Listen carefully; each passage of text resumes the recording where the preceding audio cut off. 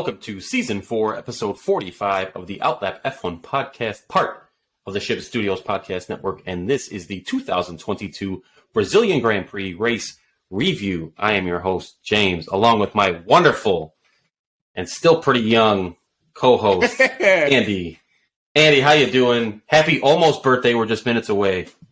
I was going to say, for 9 more minutes, your statement is accurate.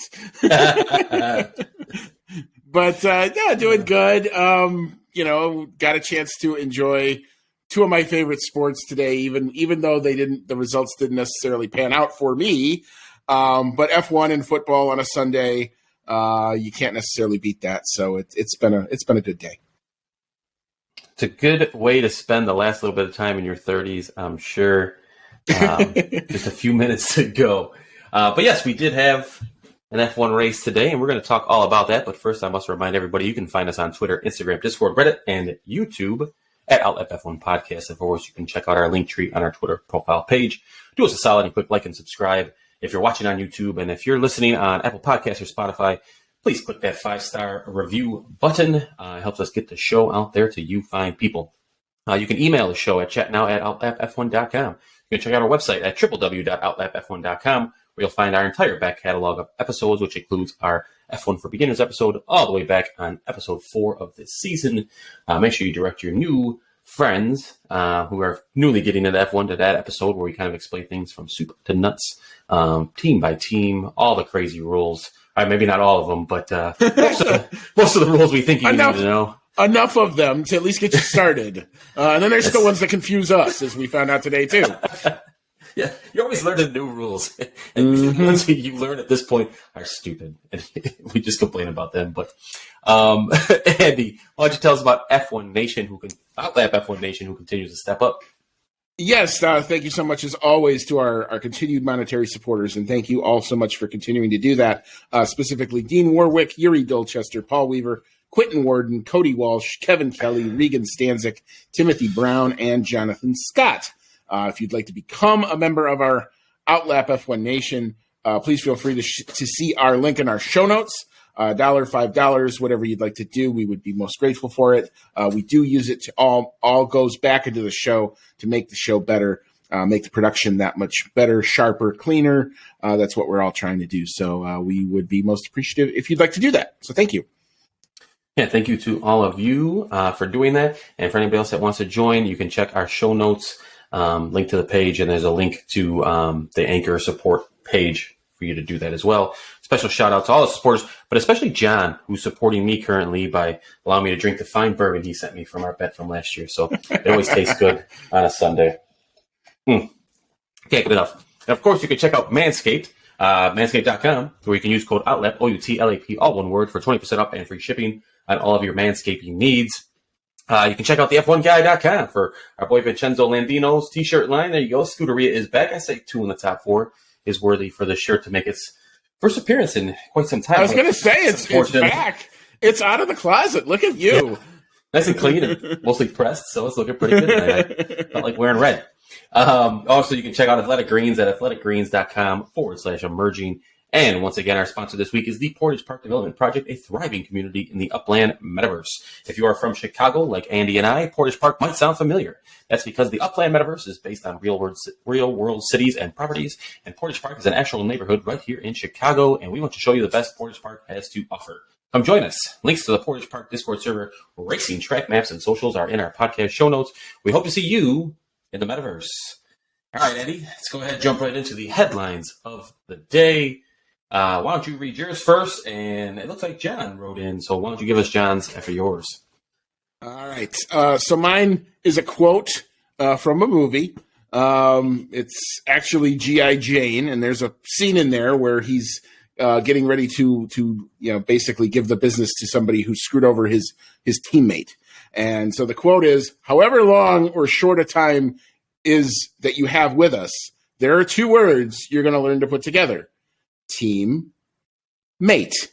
And I think that's telling, given a lot of different teammate dynamics that we saw throughout the course of the weekend.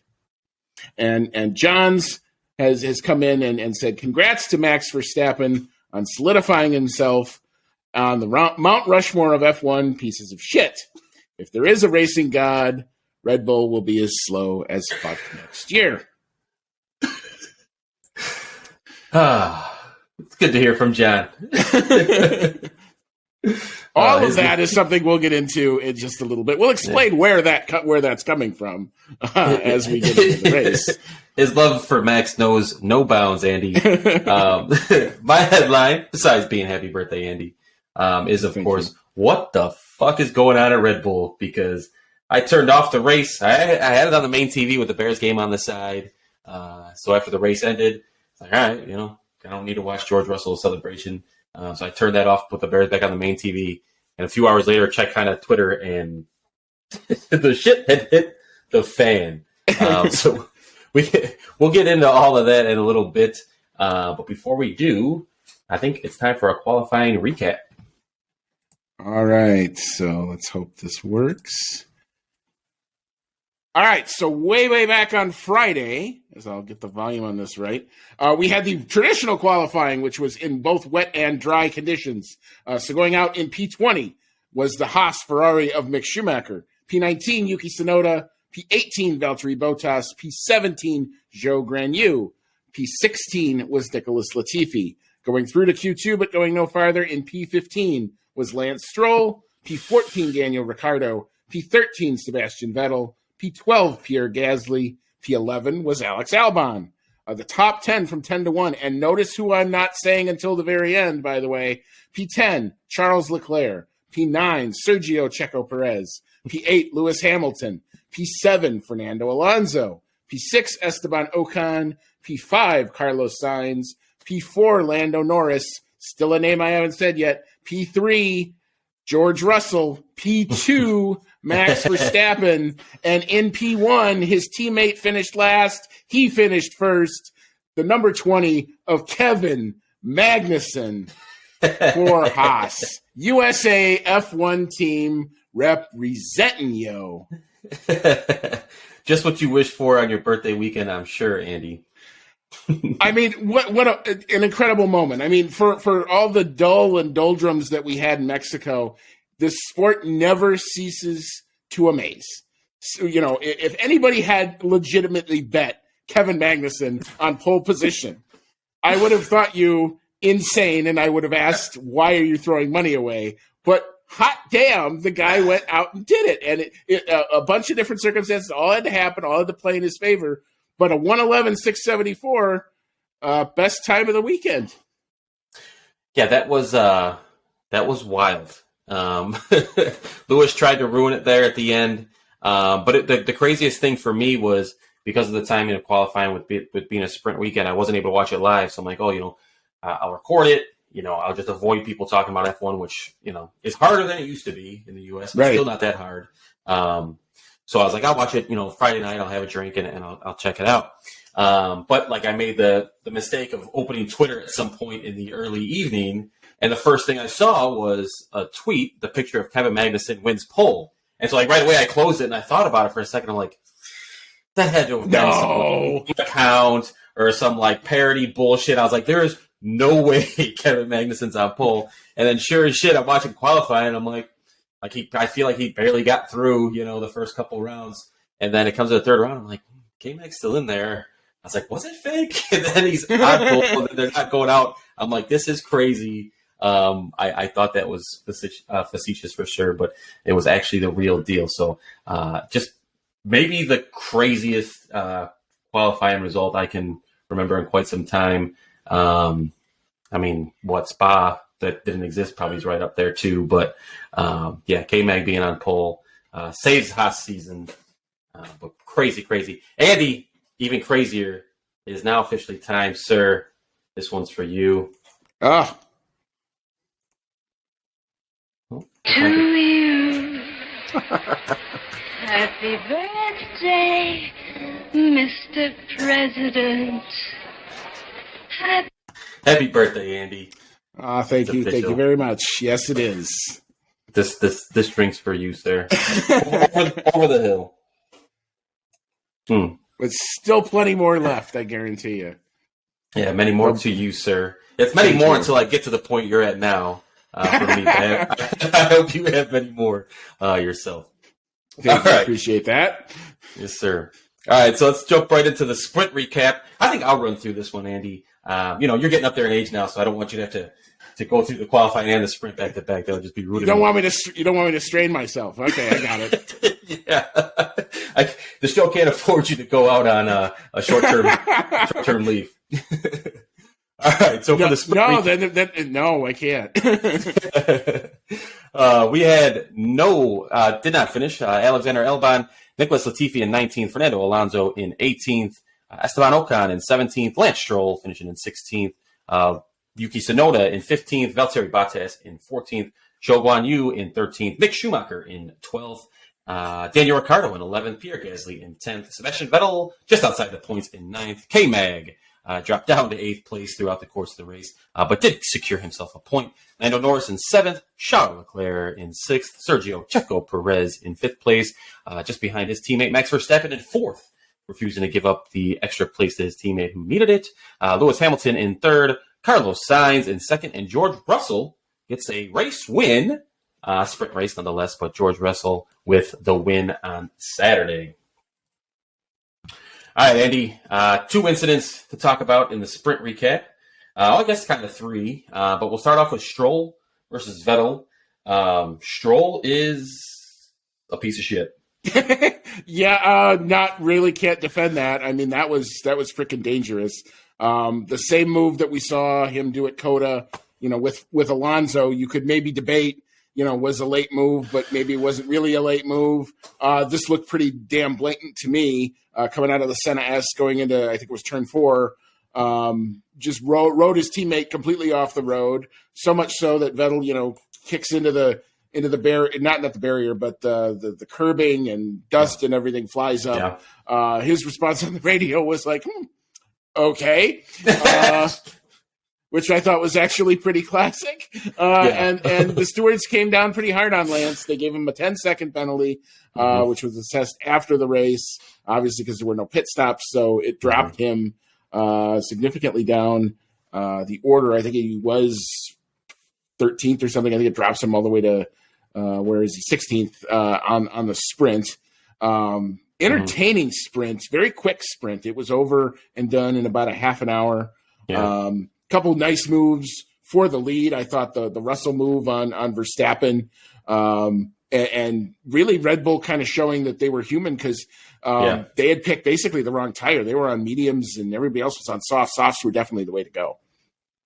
Yeah, for sure. That Stroll move was a terrible move, regardless of who it was against, because it was very dangerous. But then just to add in the fact that it's his teammate, and not even like a teammate that he's got to have a huge rivalry with, since Vettel's retiring at the end of the season, and that's your dad literally owns the team. So just careless, really, which is not something you want to say about a guy driving a machine with over 200 miles an hour. Dumb move. And then Alonso and Ocon kind of had a little dust up again. This is becoming, I think, more and more frequent for these two teammates. Only have one race left to go together as teammates, which is probably a good thing. As Fernando pointed out afterwards. I mean, that was kind of like, well, there's only one more to go. He referred to Ocon as his, quote, friend. 2 times they came together on the first lap of the sprint. One was, I think, again, going into turn 4 where Alonso's ran out wide. And then we had going back to the end of the first lap where they did touch and make contact down the main straight, where Fernando's wing goes flying off, and it basically meant Fernando had to pit, get a new front wing in the sprint race where nobody else is pitting. That's pretty much a death blow. So that was the end of Alonso's day. The day for Alpine on Saturday went from kind of bad to worse afterwards, because in Parc Fermé, Ocon's car caught on fire. So they had to move the sprint celebration from in the paddock or in the pit lane to the main straight. Then they had to do that very quickly. Ocon did not end up taking a penalty for it. And as we'll talk about, Alpine did some rallying on Sunday. So I guess if you're going to have the bad day, have it on the Saturday. Yeah, agreed. Well, then one quick note, I don't want to belabor it too much because we are going to talk about it again after the Sunday race, but Max, at the end of the sprint race, was in a position where he could have, and maybe some could argue should have, given up a place to his teammate Checo Perez, who is in a battle for second place, which ultimately means nothing. There is no prize money awarded. It's basically just a status thing, and another feather in the cap of a team like Red Bull to say they had 1 and 2 constructors, all of that, just kind of like a clean sweep, I think. But yeah, I mean, Max literally has everything wrapped up. He's got the record for most wins for a season. What do you think about him not giving up that extra point there for Checo? Well, in the sprint, it didn't look like it was, well, I guess the final delta is only about 1.5 seconds. I thought it was like he was like 2.5 seconds when he made the request. So at the time, I wasn't thinking, well, it's a sprint. It's only 1 point. I get why you make the request, but I don't understand why you would want to necessarily have to do that, because you'd have to try to execute it and then maybe something goes wrong. As it turned out, it just becomes the foreshadowing of bigger and more important things that happened on Sunday. But at the time, I didn't really think much of it. Yeah, at the time, I could kind of explain it away because Leclerc wasn't right on Checo, but he was in the neighborhood where if you intentionally slowed down his Max, let Checo around, you could have potentially put yourself in danger of getting caught by Leclerc. So I was easily explain that one away as Checo still did finish ahead and whatever, no big deal. But then we went into Sunday.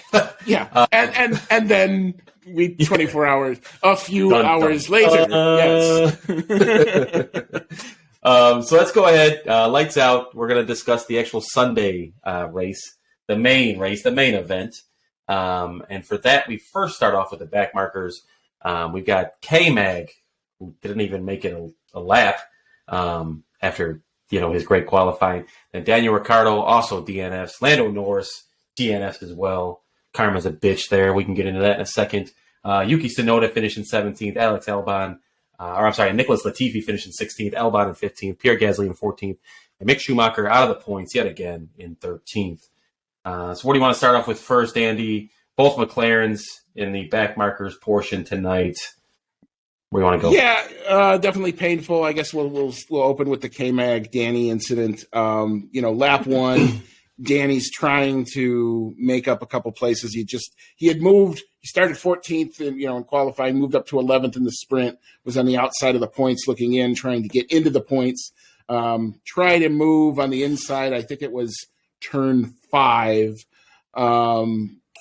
Looked a little clumsy to me, honestly.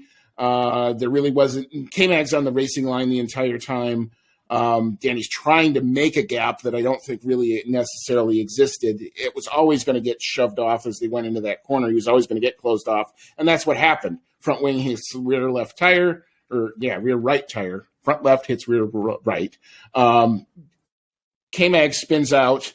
Danny tries to go around him, but in the same vein, K-Mag's backing up to get himself out of the firing line, and then Ricciardo and him hit. And that was pretty much the end of the day for both of them. A bit of a clumsy move. No laps completed on the race day, and that's Ricciardo done. With respect to Lando, he at least got off the line very well. And if anything, it probably was that getting off the line really well that probably led him to the incident that we're going to talk about. So obviously the K-Mag Ricciardo thing brings out a safety car. Safety car goes back in. We have now the bunched up field. What we ended up with, because Lando had the good start, he actually got past Leclerc for, I think it was P5 at the time. And Lando's battling with Leclerc. Again, Lando's on the inside going into that turn 5. Leclerc's on the outside. You saw this exact same scenario come up later in the race between, I think it was Bottas and Alonso, where Alonso holds his line and is able to make the grip work on the outside. I think that was the move Leclerc was trying to execute. He had, I think, in my opinion, established position on Lando. I thought Lando was probably going to back out of it. He didn't.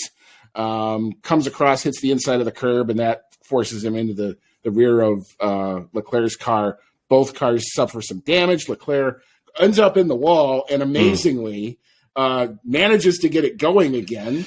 You thought that was his day done. So Lando now has basically a damaged car that, even though the team is telling him he thinks it's okay, he thought there was something wrong with the steering.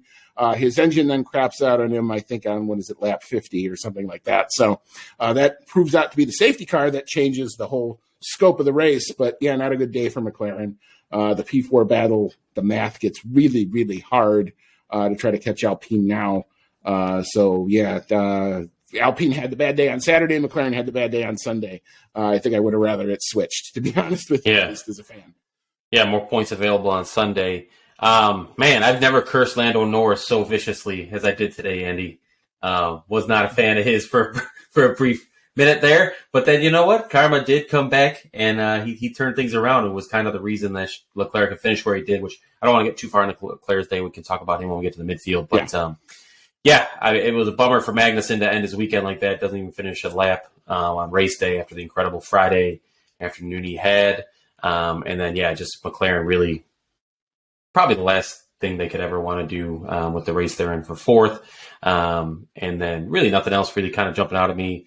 Both Williams in the back markers, no surprise there. Schumacher out of the points. I guess kind of a bad day for AlphaTauri, having 2 so far down, but should we talk about Yuki Tsunoda and the weird FIA? Yeah, good call out. That was really strange, but I know you have an article to bring up on that. Well, we'll also talk about it when we get to awards, because I do have a special award for the FIA for this one. Could be. Yeah. Well, Deanna's not here, so we know Deanna has 2 rules basically for that award. So is it their first time receiving this award? No, I don't think so. So basically what ended up happening is on that safety car that Lando caused by stopping, Tsunoda's a lap down. The normal procedure, as we've now become fully aware of, is for all the lap cars to have an opportunity to overtake and get back on the lead lap. Well, apparently when they flashed the message, Tsunoda was in the pit lane making a pit stop at the time, and the FIA has since ruled that because he had technically, again, the pit lane is not part of the track, so your pit lane speed limit is different there. The in part of the pit lane is not necessarily part of the track. You can go past the safety car at that point. So because he ended up doing that to make his pit stop, he had therefore unlapped himself, and the FIA said, well, you can't do it twice, which is, what was the thing? I think it's limited to the present circumstances or something like that. It was a, quote, unusual situation arose as a result of the idiosyncrasies of the specific circuit and scenario. I don't know why the FIA can't say, look, we've just fucked it up and we're sorry. It would have been, you could have just said that. It would have been fine. So basically Yuki ends up being told he couldn't overtake. He ends up staying the lap down. And for anybody who wondered what the last lap from last year's final race would have looked like, watch what Yuki does, because he pulls over, he slows the fuck down, and that's what you would have seen all those other cars do anyway, because they all would have had blue flags. So now we've seen it. We've seen it in how that would have played out. But I thought he got a raw deal. And then if it's another car or if it's somebody further up the grid, I don't know if we have the same scenario work itself out this way. Good call there, Andy. Good connection. All right, let's go ahead and move up into the midfield, where we find Zhou Guanyu in 12th. Sebastian Vettel, after spending what seemed like a very long time in like the 5th, 6th range, finishes in 11th. Lance Stroll, piece of shit that he is, in 10th. Valtteri Bottas in 9th. Esteban Ocon in 8th. Sergio Checo Perez in 7th. Max Verstappen in 6th. Again, just ahead of his teammate. Interesting. Alonso in 5th, and Charles Leclerc in 4th place. Let's go ahead. I'm going to talk about Charles here real quick. Excellent drive by him. Got screwed over against Lando Norris, like tough. And when it happened, I thought he was out of the race, and I was like, damn it. There goes my Sunday watching Charles Leclerc, seeing him go into the wall. And then I was almost confused for like a couple of laps right after. I was like, still says Charles Leclerc's like not out yet. I don't understand what's going on. Like, why aren't they bringing him off the track or showing him walking away from his car? But yeah, he was still in the race, and then had one hell of a race after to get back up to 4th place. Obviously, you already mentioned the Lando Norris safety car was pretty well timed. I think the only way that could have been better is if he would have already gotten past Bottas leading into that safety car, because I was actually kind of hoping for that. I'm like, all right, get past Bottas and then give me a safety car. A little too early, but he was able to get around Bottas pretty easily after there. There was overtakes all over the place today. Such a fun race, but to see, I get to follow along with Leclerc throughout, to see him battle back. And then ultimately, he is now tied for 2nd place, which, I'm not going to go crazy about my driver getting a second place finish. But, for him, that'd be the highest he's ever finished in a season. And it doesn't mean anything bad, so I'll take it. I'll definitely be rooting for it next weekend. But I do want to get into the Checo and Max thing. Then we can go on about that for a little bit, and then before we finish the rest of the midfield. So I mentioned it in the rundown. Checo finishes a place behind Max here. And this time, the guy behind Checo wasn't that close to him where there was an issue with that. So what did you see? What did you hear? The final laps after kind of Max had passed Checo, because he had good pace at the time, even with the damage he had, to see if he could chase down Alonso. So what did you see and hear after that happened? So the situation was Perez is out, I think, on medium tires. Everyone else had gone out on used softs. So again, he was at a tire disadvantage after the second round of stops there, and Perez is falling backwards into the field. Verstappen, meanwhile, after a collision with Lewis Hamilton on lap 7, which we'll also talk about when we get into the podium, had been doing a recovery drive himself and has now come back into play. I think he was in P7 or P6. So the order comes out. Alonso's about maybe 5 seconds ahead. There was about maybe 6 laps to go, and the order comes in to Checo, hey, pull over. We'll let Max give a shot at trying to get Alonso. If he doesn't, we'll have you guys flip the order back on the last lap. This is a pretty common team order. It's happened numerous times. We've heard it, and we've seen it executed by multiple teams at different points throughout F1 history. So this is nothing new. So Perez lets him go. Max takes him on the outside of turn 1 and then sets his sights on trying to chase down Fernando Alonso. He doesn't ultimately get there, as the final deltas show. Alonso finishes P5, and Verstappen finishes approximately a half second behind him. On the last lap, a call comes into Max's radio from his engineers, a instruction telling him to pull over and let Sergio go back through on the last lap. There was no other pressure behind. The next car on the road is Esteban Ocon, who was 4 seconds behind Sergio Perez. So there was no extemporaneous circumstance. They weren't trying to keep position. It just would have been a flipping of the running order here. Verstappen adamantly denies doing it, does not adhere to the team order, and crosses the line in P6. Sergio Perez then crosses the line in P7. Obviously, then Max's engineer goes, "What the heck is going on?" Max retorts, "Look, I've talked about this. This is my position on these types of things, and I'm done talking about it." That was on the team radio. Apparently, after the race, Sergio Perez, in his post-race sound, was not a happy camper, as one would expect, and goes out and says, this guy's won a couple world championships, and he wouldn't have done it without my help. So I think we've got a bit of a scenario brewing here. According to people who apparently are more Red Bull insiders, this is what I don't know that this is true, but what I've read is that this could potentially be payback for Monaco qualifying, where Perez had spun out, costing Max the chance at getting pole position at the end of Q3. If that's the case, this is not a good look for Max. Max is not going to come out of this looking well at all. One, it's a team order. Two, any sort of team camaraderie or, good faith bank has just gone completely out the window. And it reaffirms what I have been saying about that second Red Bull seat for the longest time, that is the ultimate double-edged sword in Formula One. You get a car that can win a race, absolutely, but you also get this. And I don't think this does not bode well for Max. It doesn't look right for Max. Apparently, they've said internally that they've discussed, shook hands, and moved on. I don't think this is done. I think this is one of those things that reaps its head 6-8 months from now.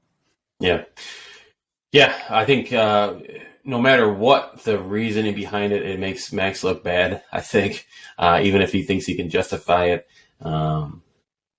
It works now with Horner and Helmut Marko aren't going to do, Max can do no wrong in their eyes, but they're not always going to be there, not for Max's entire career. So at some point he's going to have to be a little bit of a teammate, I think, because it is a team sport. And that is not a good look for the current back-to-back world champion. And you're going to reap what you sow. And the next time they put in a call to Checo, who has, in my opinion, done everything for the most part that he's been asked to do since he's been there, including, 1 year ago being the sacrificial lamb in the final race of the year. That was a huge factor in that race. So, I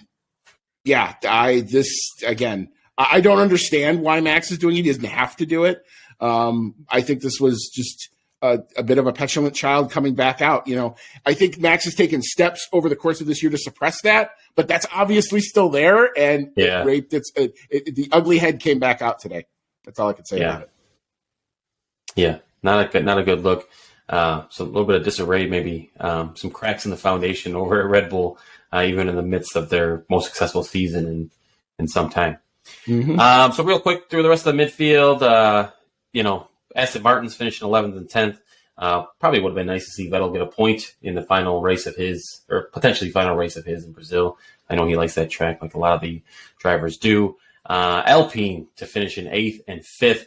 Fernando, Alpine seems to be getting stronger as the year goes on, and Fernando is definitely going out very strongly before jumping ship to Aston Martin for next season. Him and Ocon don't really seem to get along very well. We have a race left. Will they make it through that final race, Andy? Well, it did take Omar Safnar and every race engineer and everybody several times saying, you do not touch your goddamn teammate. The Ocon during the safety car radio was actually quite spicy, where Ocon's like, I'm not just going to let him go. I'm going to try to pass Vettel. And they're like, well, you can pass Vettel, but if Fernando tries to pass you, you better let him go because he's on better tires. Yeah. Just to let you know kind of how this is going to, play out.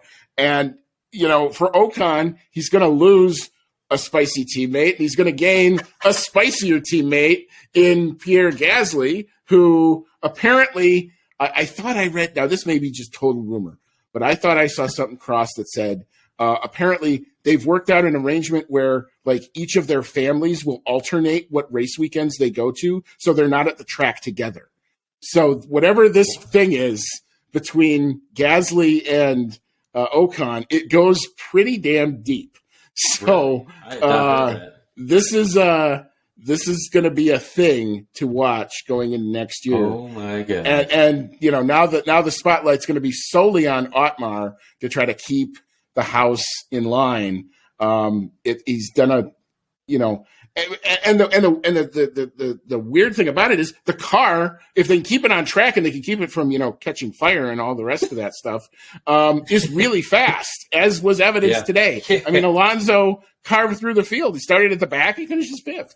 Great drive for him. Great drive for Ocon, too. Excellent drive for both, especially for Fernando. So then as we transition into the podium, I will bring up some end of the race team radio from Charles Leclerc that wasn't great, I'll say. Like I mentioned a few times, like him and Sergio are battling for second place in the drivers. It doesn't mean anything. It's just kind of bragging rights. But Leclerc in the finishing position, he was a 4th. If Checo finished in 7th, they leave Brazil tied in 2nd.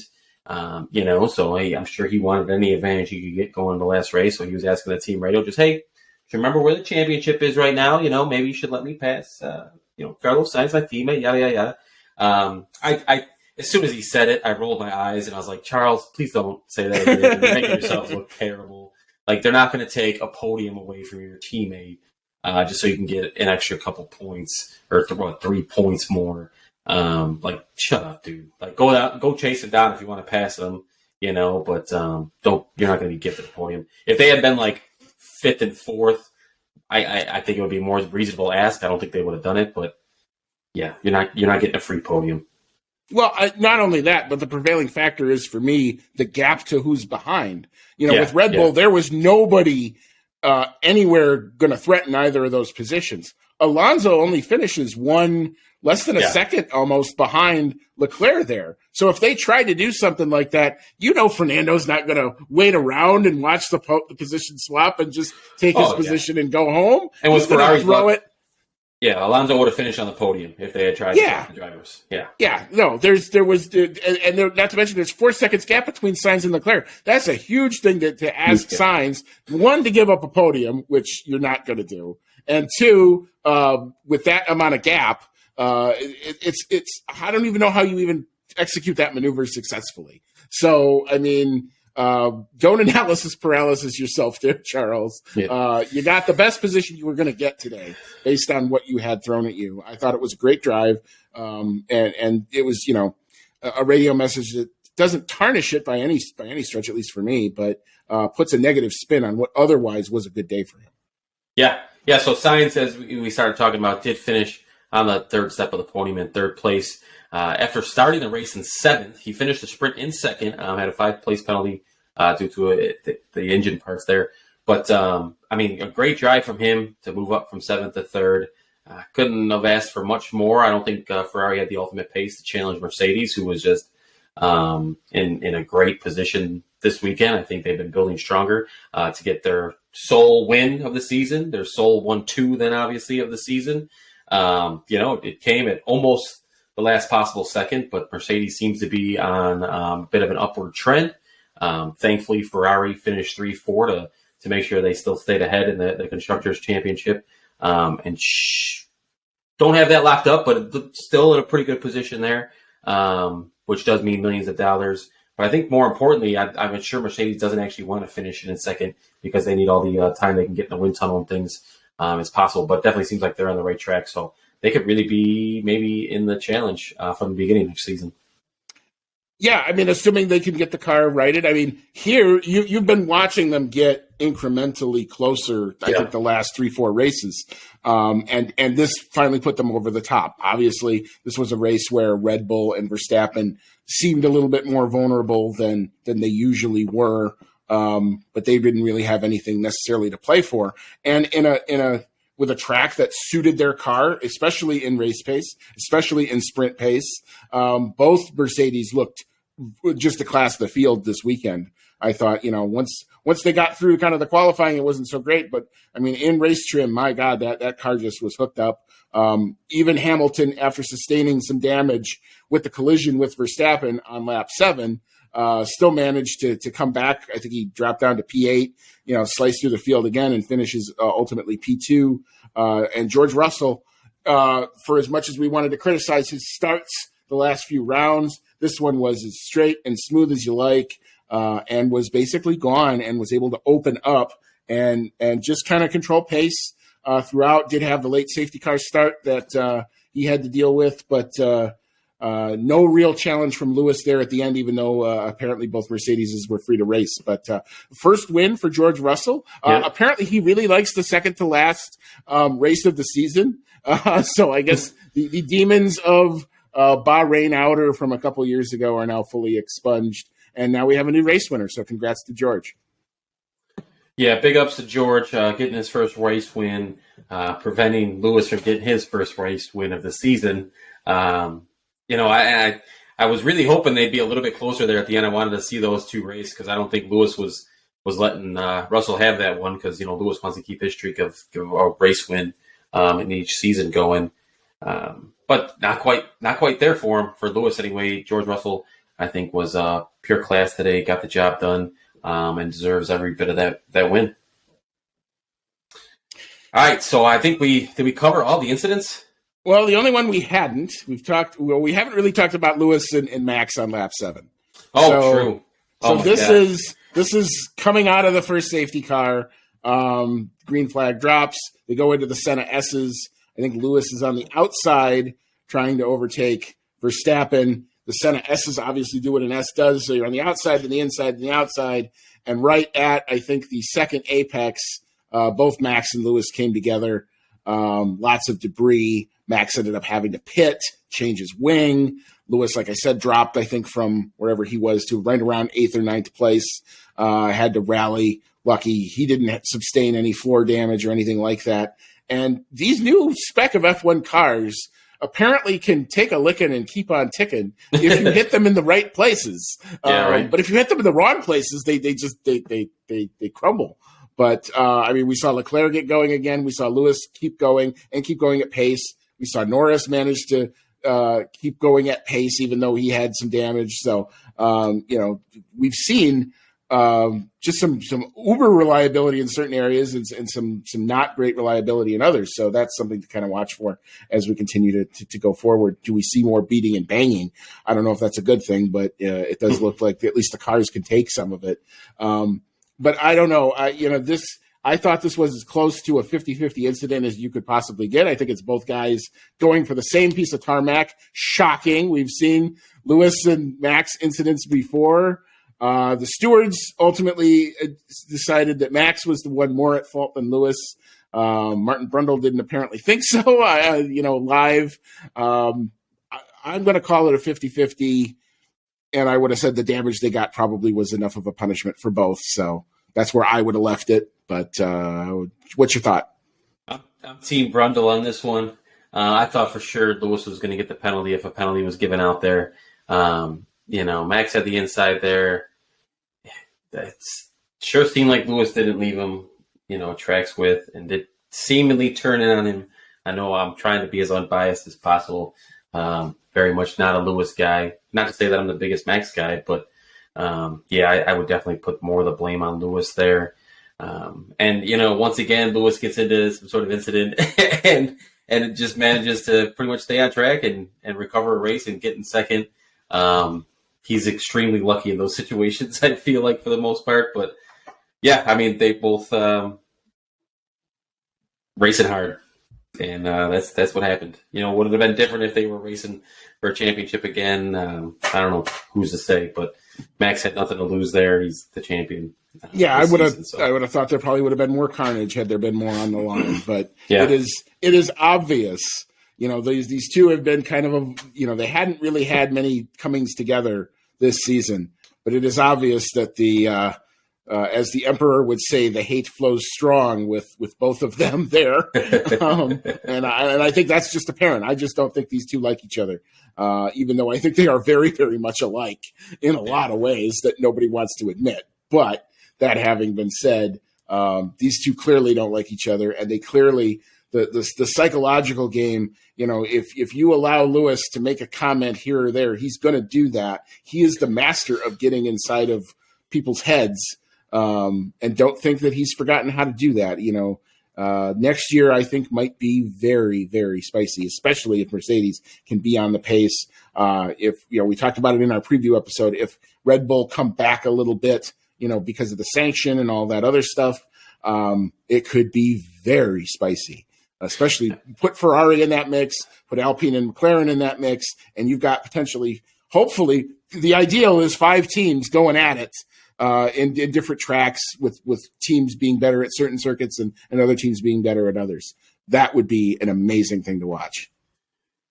It's definitely going to be spicy, Andy. I think we're doing a good job of teasing next season because it's got me pretty excited with inter-team battles, team battles, top of their game, driver battles. Like And we haven't even talked about Fernando Alonso and Aston Martin, and we haven't talked about we did talk about Gasly and Ocon. We know that's going to be spicy too. So the Drive to Survive people, if they didn't get enough out of this race, all they got to do is show up next year. I think they've got their production pretty much done. Yes, sir.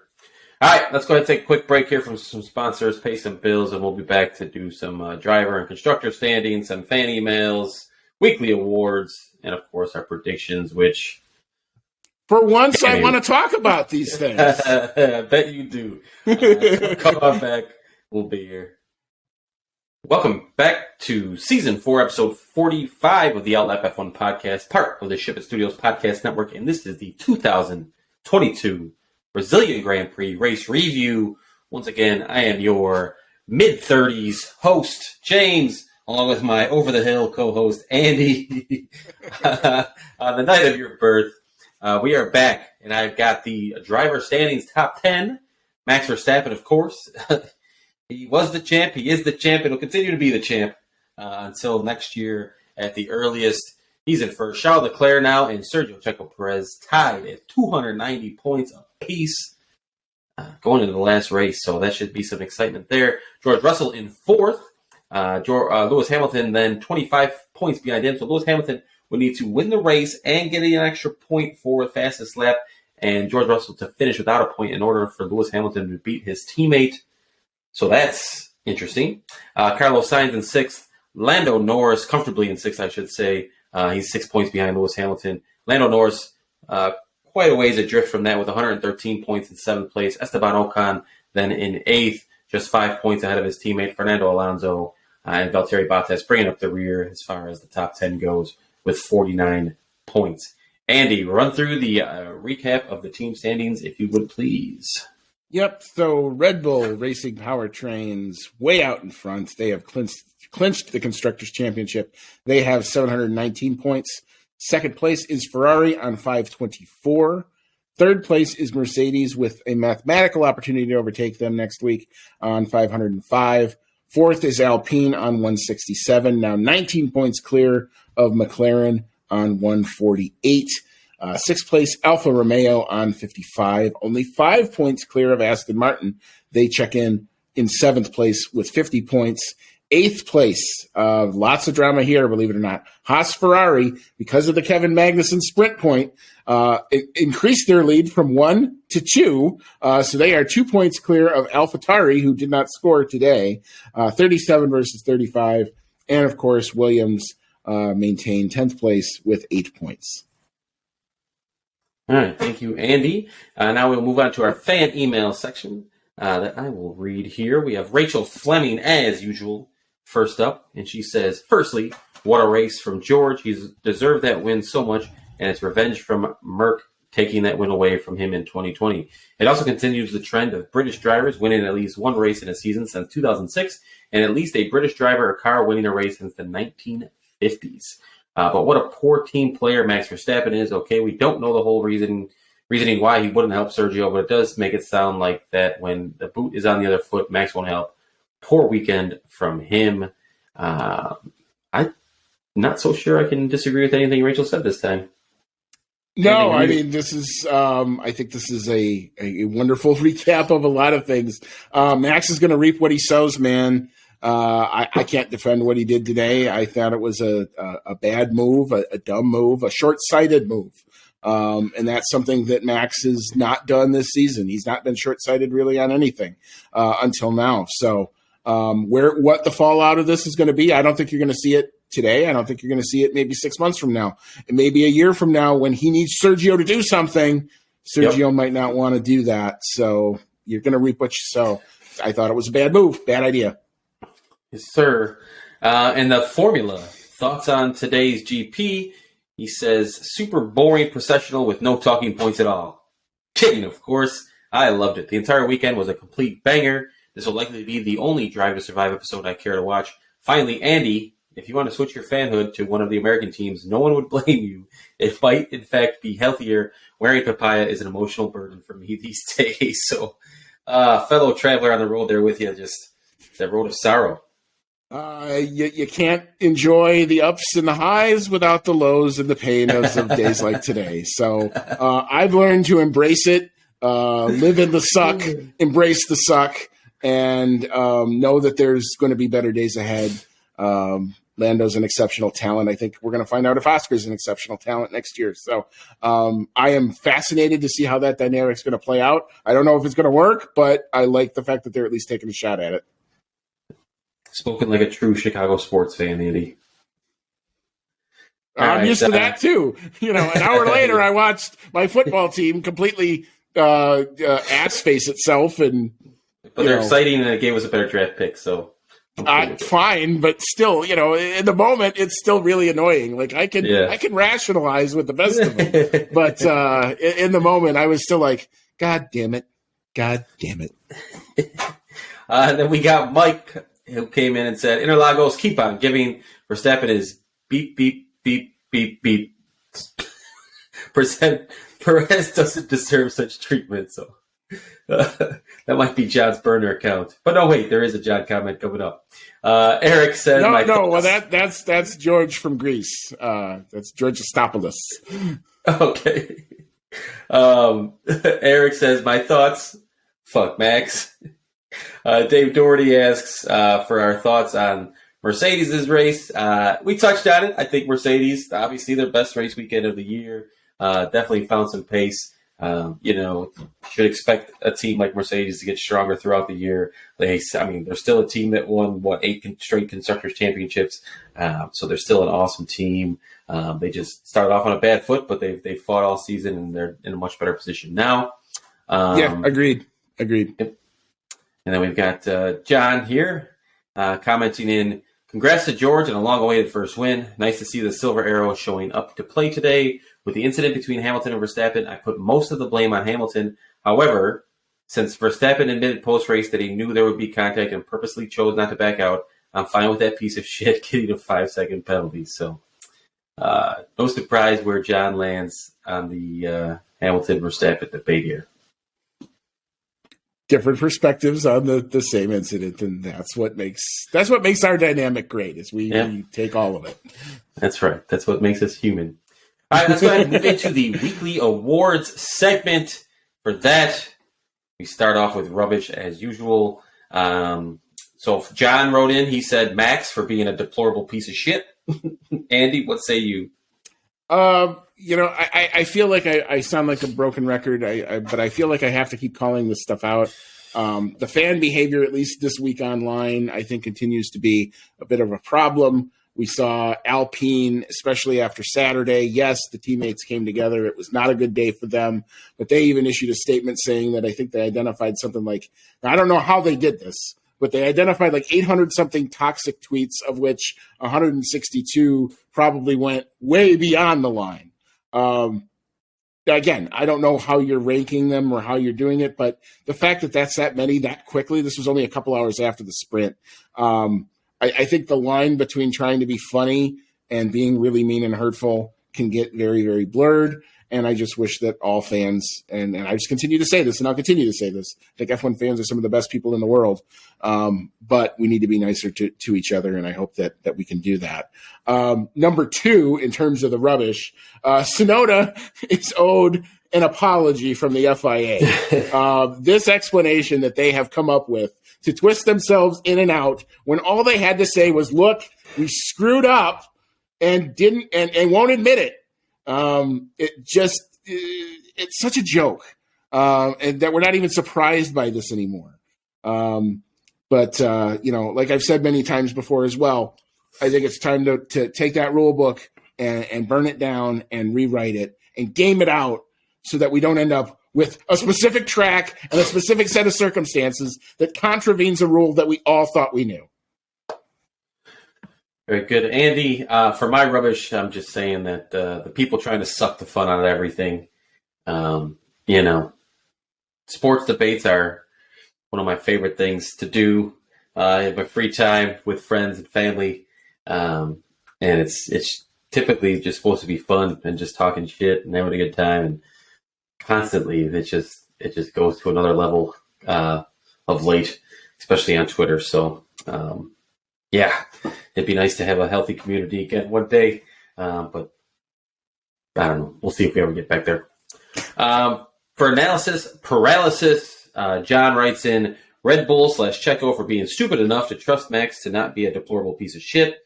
It's a shame Checo doesn't have the balls to do anything about it.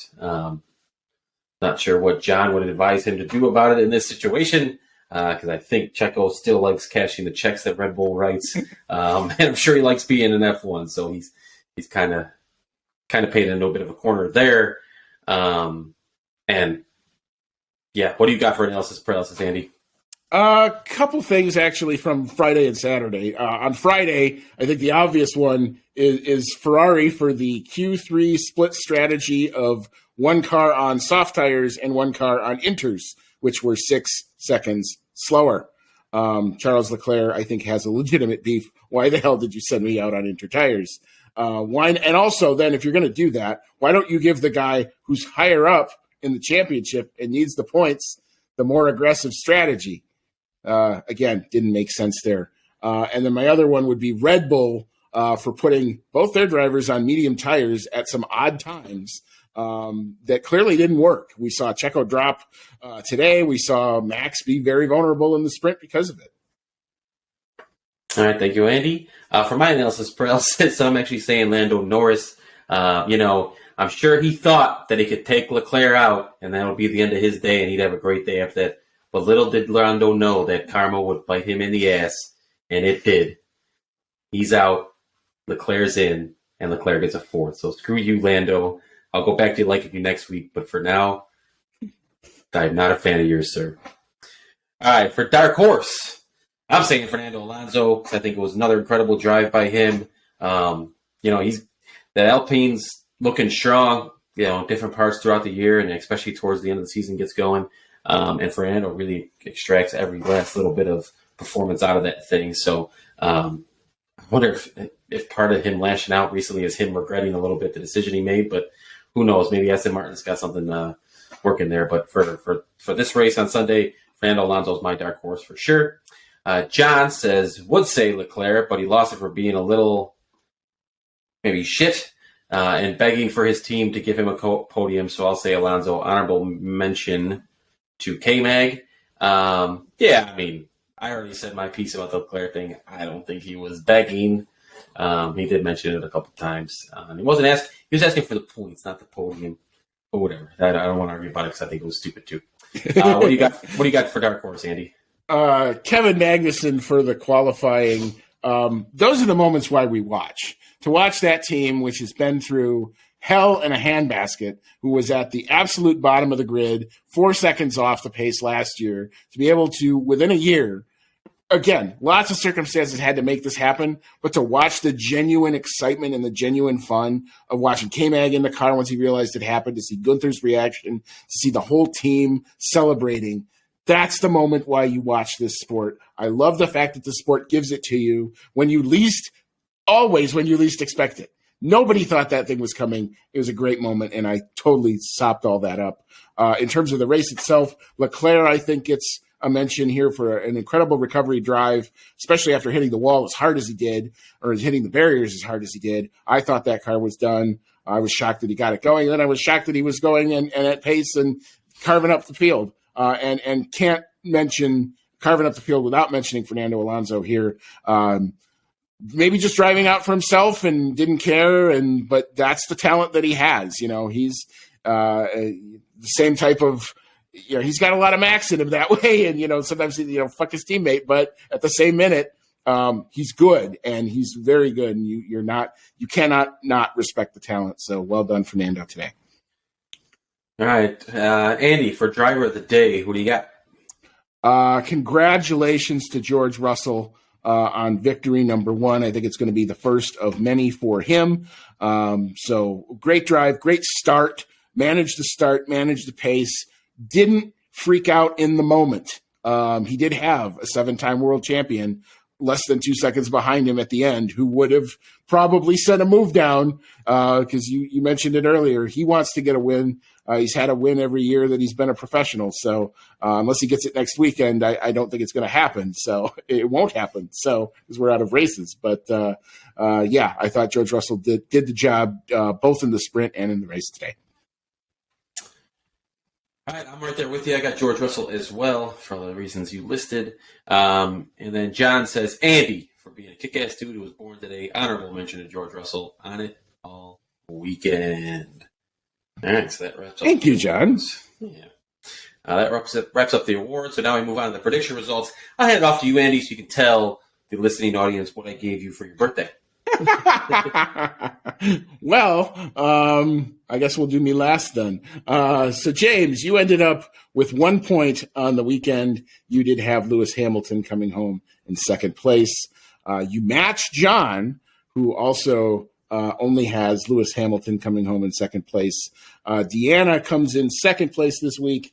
She had Lewis on P2 podium. She did have the P4 bonus pick, and she did have Lewis might have been Carlos Sainz or whoever finished P3 in the sprint.